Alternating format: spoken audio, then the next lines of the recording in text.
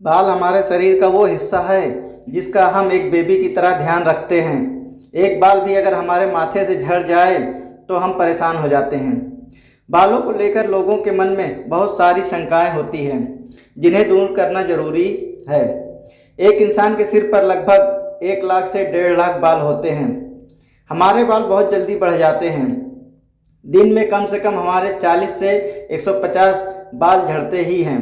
हमारे सिर पर 90% बाल किसी भी वक्त बढ़ते ही रहते हैं और 10% स्थित रहते हैं।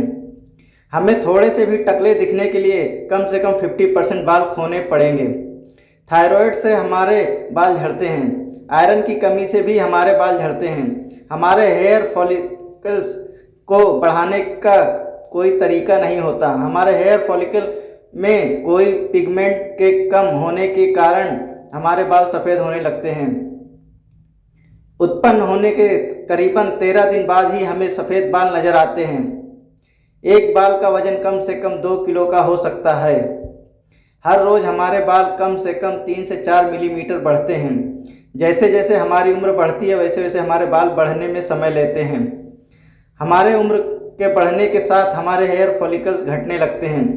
शैम्पू नाम एक हिंदी शब्द से लिया गया है जिसका अर्थ होता है मसलना। बच्चों को जन्म देने के बाद औरतों के बहुत बाल झड़ते हैं। हमारे बाल कमर तक के लंबे करने के लिए कम से कम 7 साल लगते हैं और कंधों तक 3 साल।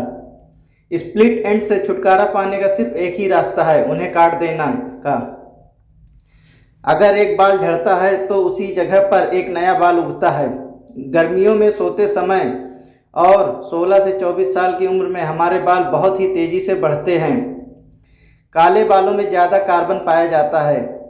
सिर्फ एक छोटे से बाल की जांच से एक साइंटिस्ट बता सकता है कि हमने क्या खाया, क्या पिया या हमारा क्लाइमेट कैसा है। हमारे बाल में कार्बन, ऑक्सीजन, नाइट्रोजन और हाइड्रोजन के एलिमेंट पाए जाते हैं। हमारे हाथों के पीछे तलवे और होंठ के अलावा हमारे शरीर के रंग हर अंग में बाल पाए जाते हैं। एक बाल का जीवन काल कम से कम 4 से 7 साल तक का होता है। एक आदमी अपनी पूरी ज़िंदगी में कम से कम 5 महीने अपनी दाढ़ी बनाता है। हमारे चेहरे पर पाए गए बाल किसी अन्य अंग से ज़्यादा जल्दी उगते हैं। अगर एक आदमी अपनी दाढ़ी कभी ना बनाता तो उसके पूरे जीवन काल के बाद उसकी दाढ़ी लगभग 30 फीट लंबी होती। हमारे शरीर के अन्य अंग पर पाए गए बाल अक्सर छोटे ही रहते हैं। बाल और नाखून मरने के बाद भी बढ़ते हैं। बहुत कम लोगों के बाल जन्म से ही लाल होते हैं। हमारे उम्र के साथ साथ हमारे बाल सूखते ही जाते हैं। एक बाल की जांच से साइंटिस्ट ये नहीं बता सकता कि बाल लड़के का है या लड़की का। ज़्यादा परेशान होने से हमें रूसी हो सकती है। बाल काटने या ना काटने से उसके बढ़ने की रफ्तार में बदलाव नहीं आता।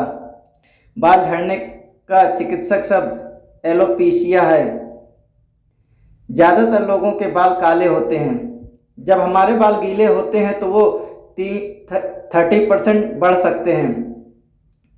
बालों को रंग देने की प्रथा हाल ही में नहीं शुरू हुई है। इसकी शुरुआत सन 1950 में हुई थी जब सिर्फ 7% लोग अपने बालों को रंगते थे। अब इस प्रक्रिया को अपनाने वाले 75% लोग हैं। एक औरत अक्सर अपने बाल को धोने के लिए, सुखाने के लिए और फिर उसे झाड़ने के लिए कम से कम 1.5 घंटा लेती है। हमारे बालों को देखकर लोगों को हमारे चरित्र के बारे में थोड़ा अंदाज़ा लग ही जाता है। हमारे शरीर का करीबन 95% हिस्सा बालों से भरा हुआ है। बताए गए एलिमेंट्स के अलावा हमारे बाल में आयरन और पोटेशियम भी पाए जाते हैं। हफ्ते में हमें कम से कम 2 बार हमारे बाल को धोना चाहिए। धोने से पहले हमें हमारे बालों पर तेल डालना नहीं भूलना चाहिए। तेल से हमारे बालों को उचित एलिमेंट्स और न्यूट्रिशन मिलते हैं और हमारे बाल हेल्दी रहते हैं। बालों पर एलोवेरा लगाए जाए और फिर उसे धोया जाए तो हमारे बाल में एक अनोखी सी चमक नज़र आती है।